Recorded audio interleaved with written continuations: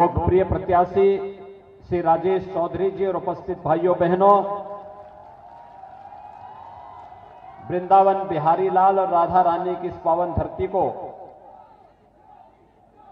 कोटि कोटि नमन करते हुए मैं आप सबका हृदय से अभिनंदन करता हूं। आज यहां पर पूज्य संतों का आशीर्वाद भी प्राप्त हो रहा है। मैं अपने इन पूज्य संतों का भी इस संवाद के कार्यक्रम में हृदय से स्वागत करता हूं, उनका अभिनंदन करता हूं। इन पूज्य संतों का ही सानिध्य है कि आज ये ब्रज क्षेत्र फिर से अपने पुरातन वैभव को प्राप्त करते हुए वैष्णव कुंभ के ऐतिहासिक आयोजन को करने में सफल रहा और इन्हीं के आशीर्वाद से गंगा मैया की तर्ज पर ही यमुना मैया भी अविरल और निर्मल होगी, इसमें कोई संदेह नहीं होना चाहिए। भाइयों बहनों, ब्रज क्षेत्र का विकास हम सबकी प्राथमिकता में है। आपने देखा होगा कि आज पिछले 5 वर्ष के अंदर प्रदेश में हर एक क्षेत्र में कुछ न कुछ बदलाव और परिवर्तन हर एक व्यक्ति को देखने को मिल रहा है। और बदलाव की पहली शर्त होती है कानून का राज, सुरक्षा का एक बेहतर माहौल, बिना भेदभाव के हर एक व्यक्ति को सुरक्षा। 2012 से 17 के बीच की अगर हम चर्चा करते हैं तो भाइयों बहनों, 2012 में सबसे पहला दंगा समाजवादी पार्टी की सरकार के समय कहीं हुआ था, तो इसी मथुरा की भूमि कोसी कला में पहला दंगा हुआ था। और अंतिम दंगा भी जो हुआ था वह जवाहर बाग की घटना घटित हुई थी, जिसमें सत्ता पोषित अपराधियों के द्वारा एक निर्दोष पुलिस अधिकारी समेत कई पुलिस कर्मियों को यहां पर उन्होंने जिस निर्ममता के साथ मारा था, हमारे पुलिसकर्मी शहीद हुए थे। यह भी समाजवादी पार्टी के समय का वह बीभत्स कांड था, जिसमें समाजवादी पार्टी और उसके मुखिया को कहीं भी मुंह दिखाने लायक नहीं छोड़ा था। लेकिन चूंकि इन गुंडे अपराधियों को ये लोग प्रश्रय देते थे, इनके माध्यम से अपनी अवैध गतिविधियों का संचालन करते थे, इसलिए सरकार भी उस कालखंड में इन पेशेवर माफिया और अपराधियों के सामने दुम दबाकर के चुपचाप मौन बनी रहती थी। लेकिन पिछले 5 वर्षों के अंदर आपने देखा होगा, हम लोगों ने तो इसी धरती से सीखा है कि परित्राणाय साधुनाम विनाशाय च दुष्कृताम।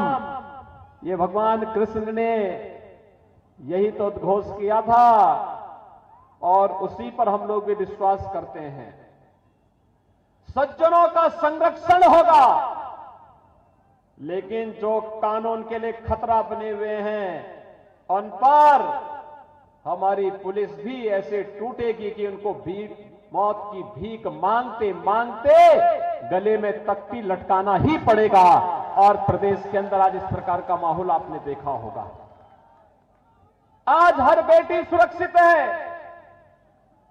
आज हर बहन सुरक्षित है, आज हमारी माताएं सुरक्षित हैं, गौ माता भी सुरक्षित है। गंगा मैया फिर से अविरल और निर्मलता के साथ भव्य और दिव्य कुंभ का आयोजन कराती है। और मां यमुना फिर से पुकार करके कह रहे कि गंगा की तर्ज पर मैं भी अविरल और निर्मल रहूंगी, क्योंकि डबल इंजन की भारतीय जनता पार्टी की जो सरकार है।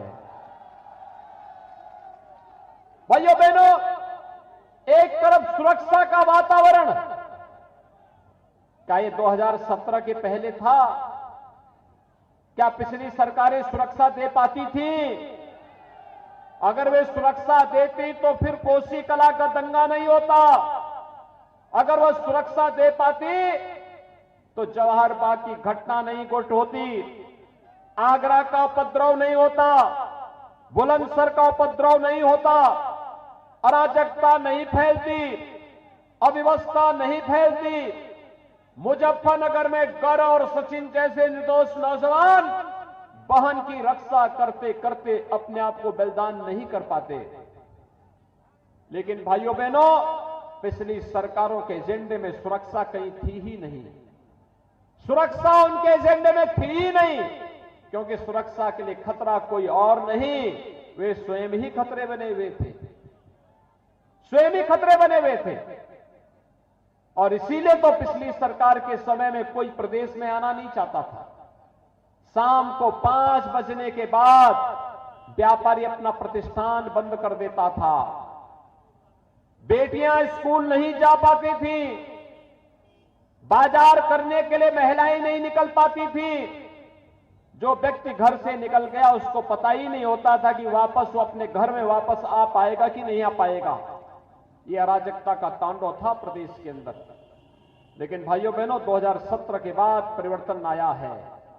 आज तो विकास की बहार भी बढ़ रही है, सुरक्षा चौओर दिखाई देती है, हर एक व्यक्ति अपने को सुरक्षित महसूस करता है। समाजवादी पार्टी की सरकार के समय में 700 बड़े दंगे हुए हैं प्रदेश में, और भारतीय जनता पार्टी की डबल इंजन की सरकार के समय 5 वर्ष में एक भी दंगा उत्तर प्रदेश के अंदर नहीं होता है। यह आपके सामने उदाहरण है। कुंभ का आयोजन करने का अवसर सपा को भी मिला, बसपा को भी मिला, भाजपा को भी मिला। समाजवादी पार्टी के समय में 2007 में कुंभ का आयोजन गंदगी और अराजकता का कारण बना था। 2013 में समाजवादी पार्टी की सरकार के समय कुंभ का आयोजन भगदड़, अव्यवस्था और गंदगी का कारक बन गया था। लेकिन 2019 में प्रयागराज का कुंभ भव्य कुंभ और दिव्य कुंभ के रूप में वैश्विक मंच पर छा गया। हमें अवसर मिला, हमने करके दिखा दिया। उन्हें अवसर मिला था, उन लोगों ने मौके से चूक गए। वे राम का विरोध करते थे, श्री कृष्ण का विरोध करते थे, हिंदू देवी देवताओं के प्रति अपमानजनक टिप्पणी करते थे। आज तो अयोध्या का भी विकास हो रहा है, काशी का भी विकास हो रहा है, और ब्रज क्षेत्र के विकास के लिए ब्रज तीर्थ विकास परिषद का गठन करके सरकार पहले ही अपनी मंशा को स्पष्ट कर चुकी है कि ब्रज क्षेत्र को कोई वंचित नहीं कर सकता विकास के कार्यों के माध्यम से। समग्र विकास की प्रक्रिया के साथ हम पूज्य संतों के सानिध्य में इसे आगे बढ़ा करके ही रहेंगे। सरकार उस दिशा में कार्य कर। प्रवीण पाल जी।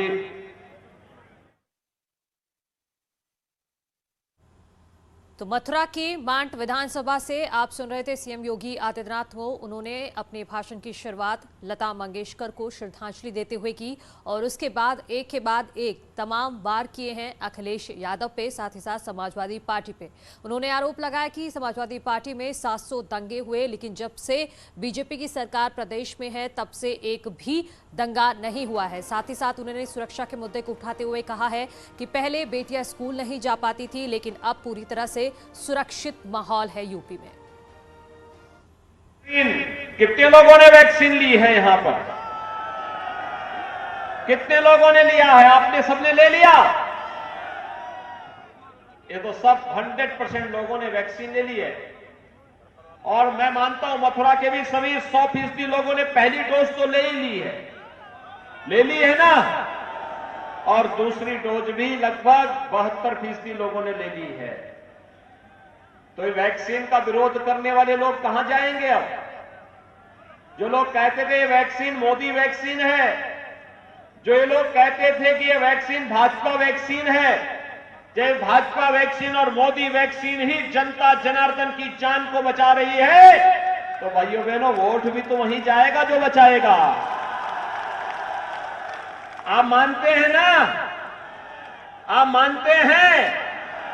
तो जो लोग वैक्सीन का विरोध कर रहे थे उनके मुंह पे तमाचा मारेंगे, बताएंगे। और सपा की सरकार में लोग भूख से मरते थे, यहां तो डबल इंजन की सरकार है, डबल डोज राशन की मिल रही कि नहीं मिल रही है? मिल रहा है ना? ये जो विकास है, ये जो राशन है, ये जो दवा का पैसा है, ये पहले भी थी सरकारें दे सकती थी, लेकिन पहले का पैसा भाइयों बहनों ये इत्र वाले मित्र के घर में चला जाता था। और इसीलिए तो इत्र वाले मित्र को बचाने के लिए सपा बसपा की संवेदना गरीब के लिए नहीं, दलित के लिए नहीं, वंचित के लिए नहीं, महिलाओं की सुरक्षा के लिए नहीं, अन्नदाता किसानों के लिए नहीं, उनकी संवेदना इत्र वाले मित्र के लिए जरूर फूट पड़ती है। कहते हैं क्यों बुलडोजर चला रहे हैं? हमने कहा देखो बुलडोजर और विकास एक साथ चलेगा, एक हाथ से विकास होगा और दूसरी तरफ जिन्होंने गरीबों का पैसा लूटा है, विकास का पैसा लूट करके मां लक्ष्मी को आरसीसी की दीवारों में कैद करके रखा है, वहां पर हमारा बुलडोजर स्वयं जाएगा और बुलडोजर दीवारों को तोड़ करके मां लक्ष्मी को फिर से सबकी ऐश्वर्य और खुशहाली के लिए एक बार फिर से प्रदेश के अंदर और देश के अंदर लाने का कार्य करेगा।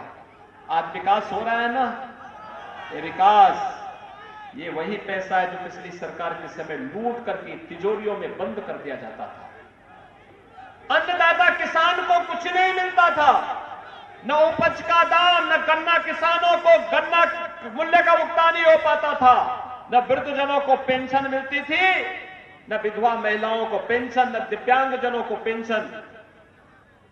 ये तो पेंशन की राशि थी, छोटी राशि थी, सपा सरकार ने बंद कर दी थी। इस राशि को उन्होंने समाजवादी पार्टी के पदाधिकारियों को बंदर बांट कर दिया था। हमारी सरकार आई, वर्तमान में 1 करोड़ वृद्धजन, विधवा महिलाएं और दिव्यांग जनों को 12,000 रुपए सालाना हम पेंशन की सुविधा उपलब्ध करा रहे हैं। 12,000 रुपए, यह हम कोई उपकार नहीं कर रहे हैं, ये तो त्वदीयम मस्तु गोविंद तुभ्यमेव समर्पये के भाव के साथ किया जाने वाला समर्पण है। जनता जनार्दन ने आशीर्वाद दिया, सरकार ने अपने राजस्व को बढ़ाया, बेईमानी और भ्रष्टाचार को रोका, सुरक्षा का वातावरण दिया, तो जरूरतमंदों की सहायता के लिए सरकार हमेशा उसके साथ खड़ी है। भाइयों बहनों, इसीलिए आज हम आपके बीच आए हैं। हम इसीलिए आए हैं, अन्नदाता किसान के उत्थान का काम भी भारतीय जनता पार्टी की डबल इंजन की सरकार ने किया है और भारतीय जनता पार्टी आज इसी विश्वास के साथ आपके बीच आई है। ये जो राजेश चौधरी यहां से आज भारतीय जनता पार्टी के प्रत्याशी बने हैं ना, आज से नहीं भाइयों बहनों, पिछले 30 वर्षों से 35 वर्षों से भारतीय जनता पार्टी के कार्यकर्ता हैं। याद करिए 1990 के दशक की घटना, जब कश्मीर से कश्मीरी पंडित भगाए जा रहे थे, उस समय के भारतीय जनता पार्टी के राष्ट्रीय अध्यक्ष डॉक्टर मुरली मनोहर जोशी जी ने श्रीनगर के लाल चौक पर झंडा फहराने का आह्वान किया था। तो झंडा फहराने वालों का नेतृत्व कोई दे रहा था, आज के यशस्वी प्रधानमंत्री श्री मोदी जी दे रहे थे, और लाल चौक पर भारत का आन बान और शान का प्रतीक तिरंगा फहराया जाता है। और जो कुछ चंद लोग, भारतीय जनता पार्टी के चंद कार्यकर्ता वहां पहुंच पाए थे, उनमें राजेश चौधरी भी एक युवा कार्यकर्ता था। लंबे समय के बाद उन्हें अवसर मिला है और इसलिए भाइयों बहनों याद करना, अगर 500 वर्षों के लंबे इंतजार के बाद अयोध्या में राम मंदिर का निर्माण हो सकता है और कश्मीर में गुलामी के प्रतीक, आतंकवाद के प्रतीक धारा 370 सदैव के लिए समाप्त हो सकती है, तो ये मान के चलिए कि देश के अंदर हर वह कार्य होगा जो भारत को वैश्विक मंच पर एक नया पहचान दिलाएगा और उसके लिए तैयार रहने के लिए आज मैं आपका आह्वान करने के लिए आया हूं। आप सभी लोग भारतीय जनता पार्टी की सरकार चाहते हैं? सभी लोग इधर इधर इधर इधर इधर सभी लोग बताइए, सभी लोग तैयार हैं? सभी लोग राजेश चौधरी को भारी मतों से चुनाव विजयी बना करके भेजेंगे? आश्वस्त होकर के जाओ। तो मेरे साथ बोलेंगे, भारत माता की भारत माता की, भारत माता की।